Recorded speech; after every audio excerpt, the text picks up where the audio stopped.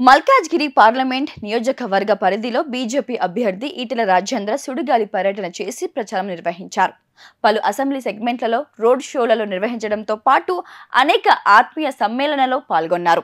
ఈ సందర్భంగా ఈటెల ఓటర్లను ఉద్దేశించి మాట్లాడుతూ ఎన్నో ఏళ్లుగా ఆర్థికంగా వెనుకబడిన వారిని, చేతి వృత్తుల వారిని, హస్తకళ నైపుణ్యం కలిగిన వారికి ఆర్థిక సహాయం, సదుపాయాలు, శిక్షణ, నైపుణ్య అభివృద్ధి మరియు విశ్వకర్మ కుటుంబాలకు మార్కెట్ యాక్సెస్ ను అందించడం ద్వారా వారిని బలోపేతం చేయడం మన మోదీ గ్యారంటీ. దివ్యాంగులకు అద్భుతమైన సృజనాత్మక మేధస్సు, జ్ఞాపక శక్తి ఉంటుంది. వారు అన్ని విషయాలను అర్థం చేసుకుంటారు. ఎన్నికల కంటే ముందు రేవంత్ రెడ్డి అనేక హామీలు ఇచ్చారు. ముఖ్యమంత్రి అవగానే దివ్యాంగులకు 6,000 రూపాయలు పెన్షన్ ఇస్తానని హామీ ఇచ్చారు. ఏ ఒక్కరికైనా వచ్చిందా? కొత్తగా వచ్చిన వారికి ఒక్కరికి కూడా అందడం లేదు. 6 గ్యారంటీలు, 66 రకాల హామీలు, 420 పన్నులు చేస్తా అన్నారు. ఇప్పుడు రాహుల్ గాంధీ ప్రధాని అవుతారు, అక్కడి నుంచి లంకె బిందెలు తీసుకొస్తా అంటున్నారు. ఎలా నమ్మేది అంటూ ఎద్దేవా చేశారు. ఈ రాష్ట్రంలో నాకు పరిచయం లేని సంఘం లేదు. ఎవడు ఎక్కడ టెంట్ వేసినా నేను వెళ్ళి మద్దతు తెలుపుతాను. వికలాంగులు, మరుగుజ్జులు, విఆర్ఓలు, విఆర్లు, మహిళా సంఘాలు, ఆశా వర్కర్లు, ఆర్టీసీ కార్మికులు, మున్సిపల్ కార్మికులు, గ్రామ పంచాయతీ సిబ్బంది బాధ ఉన్నదని చెబితే నేను ఉన్నానని ధైర్యం చెప్పి సంఘీభావం చెప్పిన బిడ్డను నేను అనే విషయం మీకు తెలిసిందే కదా.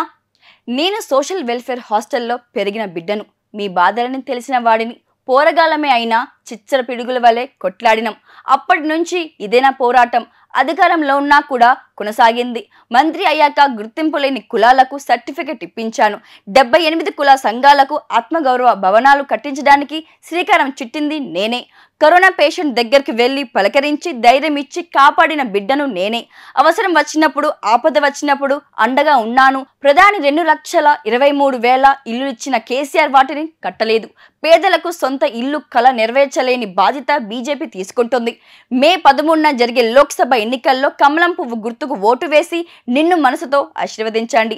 4 దశాబ్దాలు పాలించిన కాంగ్రెస్ పార్టీ నినాదాలకి పరిమితమైంది తప్ప నిజమైన ఫలితాలు అందించడం లేదన్నారు. 2013 వరకు all India institute of medical science 3 మాత్రమే ఉంటే మోదీ గారి హయాంలో 16 వచ్చాయి. రాజకీయ నాయకుడు పైరవి కాడు, రియల్ ఎస్టేట్ వ్యాపారి కాదు, మంచి ప్రణాళిక అందించేవారు, ప్రజలకు అందుబాటులో ఉండి ఎన్నుకున్న ప్రజల రుణం తీర్చుకునే వాడే తప్ప డాపు దర్పం ప్రదర్శించడానికి కాదు.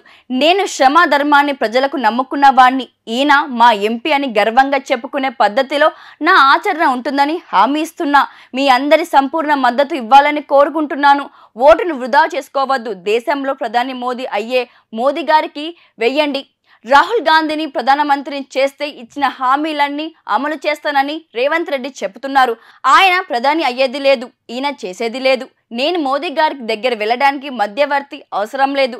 రోడ్ షో నిర్వహించినప్పుడు మల్కాజ్గిరి ప్రజలు చూపించిన ప్రేమను చూసి మీరు గెలిచి రండి, ప్రజలకు అవసరమైన అన్ని పనులు చేసి పెడతానని హామీ ఇచ్చారు. మూసీ నది పక్కన ఇళ్ల వాళ్ళ బంగారం కూడా రంగు మారుతుందని చెప్పుకొచ్చారు. మూసీ పక్షులను చేయించే బాధ్యత కూడా మేమే తీసుకుంటాము. రాష్ట్ర ప్రభుత్వం దగ్గర జీతాలు ఇచ్చే డబ్బులు కూడా లేవు.